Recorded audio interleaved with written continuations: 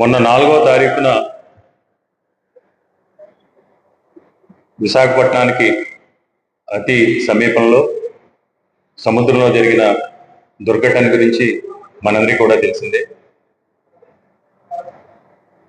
విజయనగరం జిల్లా ముక్కాం చెందినటువంటి మత్స్యకారులు విశాఖపట్నం ఫిషింగ్ హార్బర్ నుంచి వేటకు వెళ్ళి అది పూర్తి చేసుకుని తిరిగి వస్తున్న సమయంలో 4వ తారీఖు సుమారు 2:30-3 గంటల ప్రాంతంలో ఒక పెద్ద అలతాకిడికి ఆ బోటు తిరగబడటం, ఆ బోటు తిరగబడిన సమయంలో అందులోని 7 మత్స్యకారులు కూడా సముద్రంలో కెరటాలకి బారిన పడటం, అందులో అదృష్టవశాత్తు ఒక మత్స్యకారుడు ఒక మర్చెంట్ నేవీ, చైనా మర్చెంట్ నేవీకి సంబంధించిన షిప్పుల ట్యాంకర్ను పట్టుకుని మన దగ్గర రావడం మనం చూసాం. ఇది చాలా విచారించదగ్గ విషయం.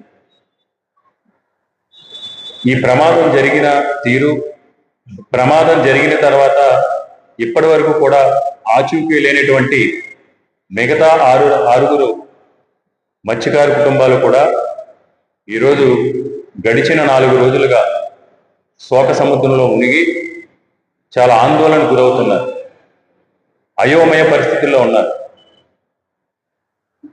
వాళ్ళు ఎక్కడున్నారు, ఎలాంటి పరిస్థితుల్లో ఉన్నారు అంటే అసలు బతుకున్నారా లేరా అనే సందేహం.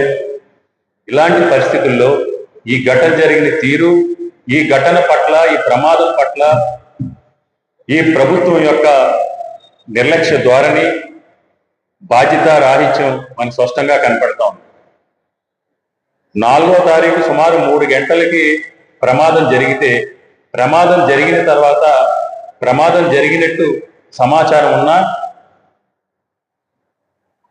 ఆంధ్రప్రదేశ్ రాష్ట్ర ప్రభుత్వానికి సంబంధించిన మెరైన్ పోలీస్ కానీ, కేంద్ర ప్రభుత్వానికి సంబంధించి కంట్రోల్ అండ్ కోస్ట్ గార్డ్స్ కానీ, నేవీ సిబ్బంది కానీ 5వ తారీఖు 11 గంటల వరకు, 10:30-11 గంటల వరకు కూడా ఎలాంటి సహాయ చర్యలు కానీ, రెస్క్యూ ఆపరేషన్ సంబంధించిన కార్యక్రమాలు కానీ చేపట్టలేదు. ఇది చాలా దురదృష్టకరం. ఎందుకంటే ఇప్పుడు నిన్న దొరికిన ఎవరైతే చిన్నాన్ని తీసుకొచ్చిన అతను చెప్పడం జరిగింది,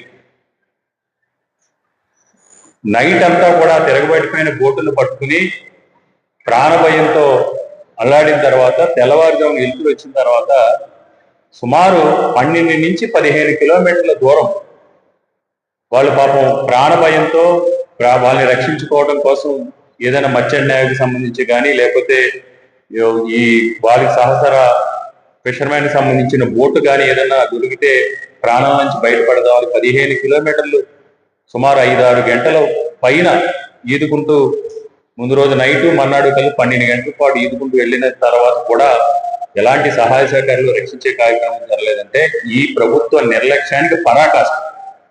అసలు ఆంధ్రప్రదేశ్ రాష్ట్రానికి సంబంధించి హోంశాఖ పరిధిలో ఉన్న మెరైన్ పోలీసులు అసలు దీనికి సంబంధించి పట్టించుకున్నారా? అసలు మెరైన్ పోలీసులు ఈ విషయంలో, ఈ ప్రమాదానికి సంబంధించి మీరు ఎలాంటి సహాయ చర్యలు చేపట్టారనేది కూడా ఈరోజు తెలియని పరిస్థితి. కనీసం ఏదో మొక్కిబడిగా ప్రమాదం జరిగిన తర్వాత కానీ స్థానికంగా ఉన్న ఎంపీ గారు స్పందించరు, కనీసం హోమ్ మినిస్టర్ గారు స్పందించరు.